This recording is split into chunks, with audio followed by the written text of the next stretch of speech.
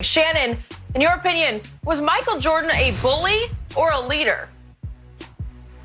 You know what? I wrote down some things last night, Skip, and I think it's twofold. I think two things can be true, and you've heard me say that so many times. Skip, I believe Mike was a leader, obviously, being the best player on the team. That normally gives you that. But I think people look at him and saw how hard he worked. Basketball was the most important thing to him. It was the only thing that really mattered to him.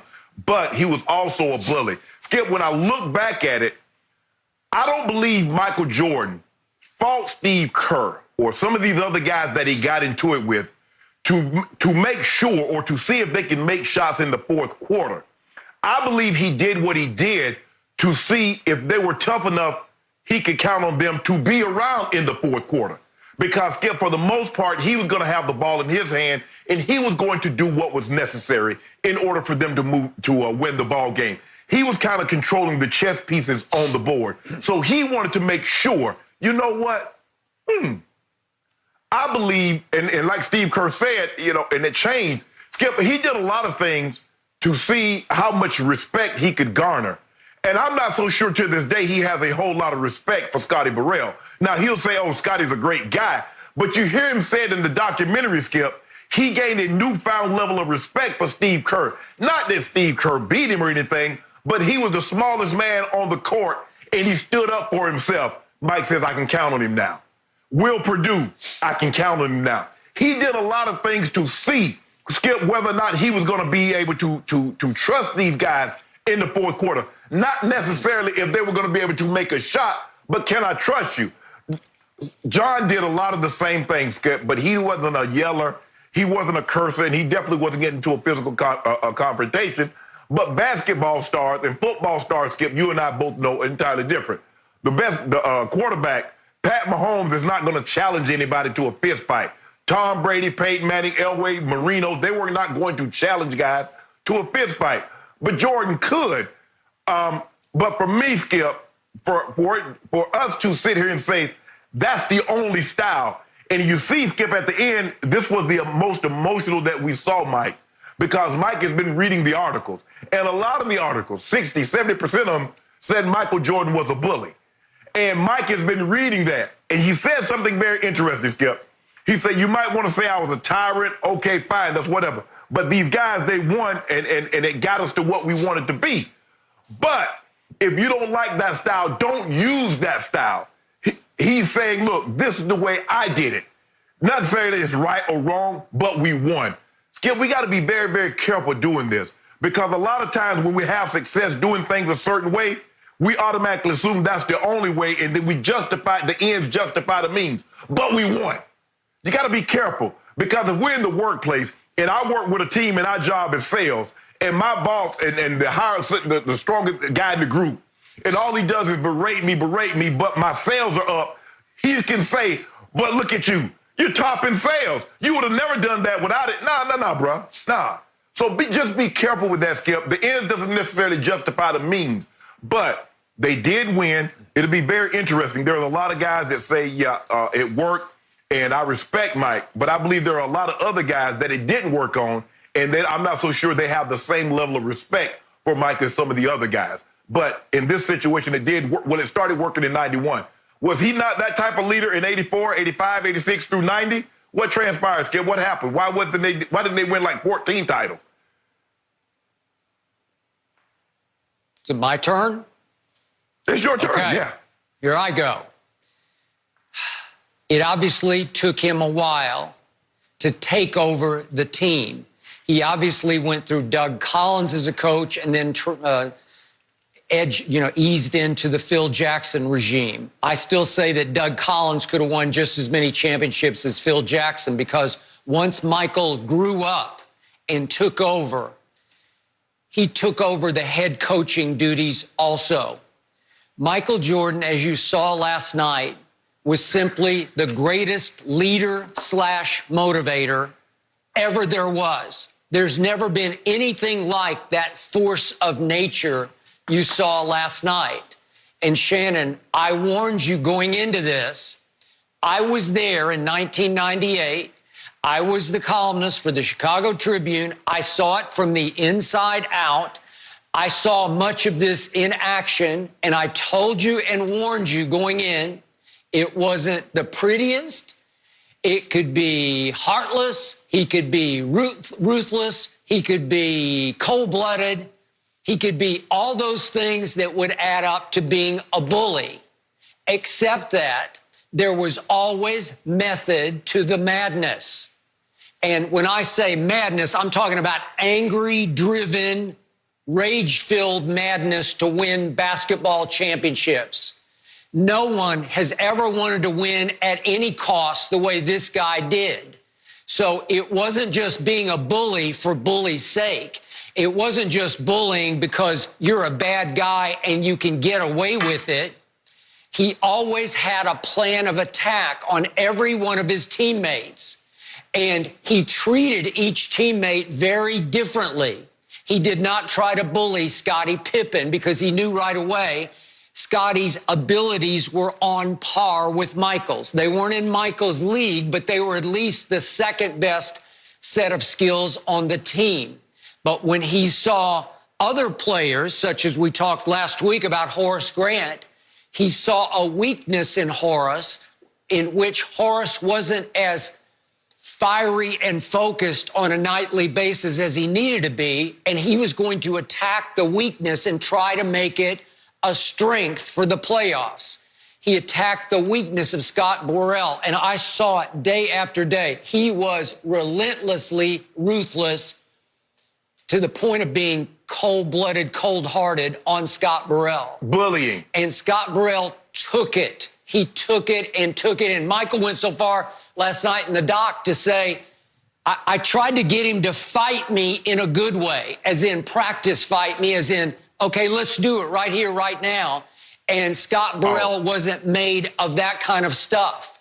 But he toughened him up enough that there was one key game in that 98 playoff run, and it was Game 3 at New Jersey. I was there at courtside that night, and that place was going berserk. They had played, New Jersey had the Bulls close twice in Chicago, and it was a hellacious barn burner of a game, that Game 3 at New Jersey. Michael went crazy and scored 38, but guess who scored 23 points in 24 minutes in that game? Scott Burrell. He could shoot it. And in a big playoff setting on the road, man, he looked pretty strong to me. He looked mentally tough to me because Michael had helped toughen him up. And I also told you on Friday that a leader like Michael could never show any weakness, even in practice, to his teammates. So in that one fateful practice where Steve Kerr admits he can snap, that he's got the kind of personality where he's patient, but when he snaps, he just goes over the edge. And he admitted that day in practice he snapped, and he punched Michael in the chest. And Michael had been complaining about his tactics to Phil, who had the whistle in his mouth and could call the fouls. And when Phil kept letting Steve Kerr get away with this and that and this and that, and he had been warned by Michael, Michael just popped him right in the eye. But to Michael's credit, he said he got in his car after he showered, and he started thinking, you know, I just beat up the littlest guy on the floor. I can't do that. So he called back to the Berto Center and got Steve Kerr's number, called him, talked it through with him, and Steve Kerr and the doc said, in a weird way, it was the greatest thing that ever happened because I stood up to Michael Jordan, and I won his respect. And Michael said in the documentary, he won my respect. So now Michael could trust Steve Kerr to be able to take and make huge shots in huge NBA Finals games because they were on the same wavelength, because there was mutual respect that Michael had forged in practice steel with exchanging punches. Yep, he exchanged punches with Will Perdue. Vanderbilt University's Will Perdue was 7 feet tall, and Will Perdue was strong. And he said, let's not get this wrong. He was an a-hole. He could be a jerk. He crossed the line numerous times, said Will Perdue in the documentary. But in the end, he was a hell of a teammate, because Will Perdue said when you stand back from it and you let the smoke clear, you realize that he had a purpose to all this, and you realize that they went 6-0 in the finals and he won 6 MVPs. He never asked any of those guys to do anything he wasn't doing. And I love the one big money quote last night, Shannon, was that he said, my mentality was to go out and win at any cost. And if you don't want to live with that regimented mentality, then you don't need to be alongside me. He was basically saying it's my way or the highway.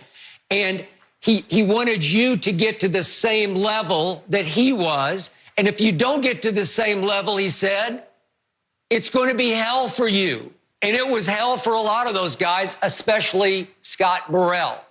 And the upside of it was, the upshot was, as Bill Winnington said, you know what? It worked. It did.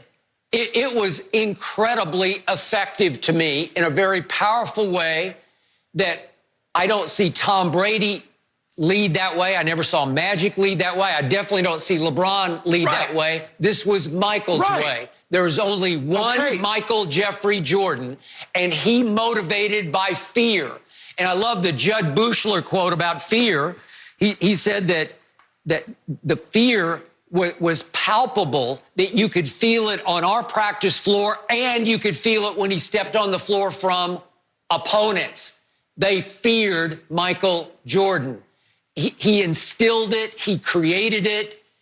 He lived off motivating by fear and winning by fear because he was the baddest man who ever walked onto a basketball court. See, Skip, there's the thing. Magic won. But see, for you, you think this is the only way and the ends justify the means. First, I got a couple of issues with points that you made. You said it took him a while to take over the team. After that very first practice, it was said in the documentary, Michael Jordan was the leader of that basketball team. So this notion that it took him till 1991 and he got there in 94, it took him all that time to take over, Skip Bayless. You know that was not the case. The moment he set foot in Chicago and they scrimmaged, Michael Jordan was the new de facto leader of that ball club. He said he wanted to try to get Scotty Burrell to fight him in a good way. What is there a good way to fight, Skip? That's me. Picking a fight with a guy on the basketball team to say, the football team that says, you know what? I'm trying to toughen him up. Skip, for real? And he said something, well, I'm trying to get you on my level. Well, that might explain why he can't pick players, because he's thinking he's getting the guys on their level and nobody's ever going to get to his level. So we got to stop this notion, Skip. See, what's happening with you is that we have a saying in our community, Skip, says, be careful of falling in love with someone's gift. Someone that can act, someone that can dance, someone that can sing, can play basketball. We look at that and they do that so well. We're all willing to overlook all the other flaws. Skip, he's a very flawed. This is bullying. But you say because they won 6, it's okay. No, it's not. That's my only thing. Skip, and a lot of play was said last week, Skip. I said when he did that to Horace Grant, I said, Skip, I'd have had to fight Mike. Skip, I would not have fought Mike because I think he's a bad person. I would not have fought Mike because I think his leadership style. I would have fought him to gain his respect. And if you notice, he had respect for people that stood up to him. And if you didn't, he was going to keep going and going and going. He's the type of guy, like you said, you give him an inch, he's going a mile. Well, so what I'm going to do is I'm going to stop it. You took that inch, as far as it goes, okay, and then we're going to be done with it. That's all I'm saying, Skip. Be careful. You do this a lot. With Tom Brady, you will find no fault. But with LeBron, woo, be careful with falling in love with someone's gifts. Mike was a bully. They won. His leadership style is not for everybody. It would be very interesting to see if this style could work in today's game. It would be very interesting to see that. For me, I just believe that these guys rose to the occasion because they were they wanted to win too. They knew they were a part of something special. They were never going to get, I don't care how much he wrote them, Will Perdue and Paxson and Kerr and B.J. Armstrong was never going to get on Mike's level. But they were going to be willing to put the work in, off-season, the conditioning, and to make sure that come fourth quarter, if Mike ever needed them, they were going to be in position to make plays. But we got to stop this notion. Because Mike was 6-0, six for six MVPs, 6 wins, that this is the right way. And the ends justify the means. Skip, I am not a believer in that notion. I believe that there are other ways that you can lead. And I understand that you can't lead everybody the same way. But this notion that him bullying, and that's what this was bullying, but this was his leadership style. Oh, it's good now we 6 for no. I will never ever agree with that because someone got bullied. And Skip, you understand how bullying works. It's someone that the 8th guy on the roster can't be the bully. It has to be someone in a leadership position. And that's what Mike was. And so for me, I have no qualms with the player. I have some issues with how he chose to go about and motivate the other players. You'll never hear me say anything about his game. Yeah, do I think LeBron's better? Yes, that's just me personally, Skip. Okay, fine. But I got no problem with the man's game. I got no problem with Michael Jordan. I have a problem with some of his leadership skills. And remember, Skip, Phil Jackson said in the piece, I had to tell Mike, camaraderie is a part of being a leader also. So you just can't whip without some type of reward. And the reward just can't come at the end of the season in titles. He did say that, right, Skip? You heard that, right? You know, okay. I'm glad you brought up Phil Jackson because the more I watch, the more I think about what I saw from the inside out, the less I think of Phil Jackson's contribution to this. This was all Michael Jordan. Phil Jackson should drop to his knees every night and thank whatever God he worships up in Montana for Michael Jeffrey Jordan. He made Phil Jackson, and then Phil was able to segue right into Shaq and Kobe, who had a whole lot of Michael in him. Also driven, also got on teammates, also ridiculed teammates, also hard to live with. And Phil got to, quote-unquote, coach Jordan and Kobe / Shaquille O'Neal, simply the most powerful offensive force we've ever seen in the history of basketball. So that's what Phil got to do. And in the end, I look at, you know, what is your definition of bully? To me, a bully is a bad guy with a dark heart, with a bad heart. A bad guy who picks on people out of insecurity. He picks on people who are weaker to make him feel stronger because he's not sure about his own strength. Michael was supremely sure of his own strength, and he quote-unquote bullied, or as Steve Kerr called it last night, he bludgeoned you to make you stronger to be able to go with him in the postseason. Again, method to it. There was M.O. to it, modus operandi. He always had a plan, and he did not bully Dennis Rodman. He did not bully Scottie Pippen. But we saw what happened once Michael went to baseball, what happened to Scottie Pippen. I told you from the start, Pippen did not have anywhere near the killer will intangibles that Michael was able to bestow on him, to help teach him. And we saw Scottie Pippen in that flashpoint moment, Game 3, they were in danger of getting swept by the New York Knicks. And what did he do? Phil calls a last-second play for Tony Kukoc because he had made 6 last-second shots, walk-off shots already that season without Michael Jordan. And he calls the play for Tony, and Scottie said no, and he flat out, as Steve Kerr said, he quit on us. He went and sat down and told Jim Clemens, I'm not going in. Okay? Pete Myers, you get in, says Phil Jackson. Good for Phil. He inbounds to Kukoc, who then made the last shot and really took Pippen off a huge hook there, because even though the team was devastated by it after the game, and there were many tears cried in that locker room on all parts, they said Bill Cartwright gave a tearful speech about how Scottie quit on the team, and it cannot happen again. But the point was, that's Scottie Pippen. That's the essence of who he was and who he was not. He was Robin to Batman. And once Batman left, Robin wasn't sure how to handle himself. And in the flashpoint moment, he quit. Well, Michael's not going to quit, obviously, and Michael would not have let Scottie quit in that moment. Of course, the last shot would have been called in that sequence for Michael Jordan. And that's what Scotty's problem was, Skip. But I'm trying to figure out, why the hell is this in Michael Jordan's documentary? This is Scottie Pippen, so what the hell that got to do with Mike? Mike was not even on the team. I mean, why would you put that? Why would you put this in that?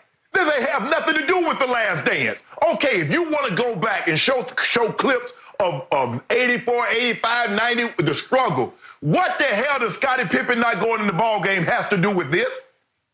And I don't agree with Scottie. They asked Scottie last. Go ahead. It just showed you, Shannon, how much they missed Michael.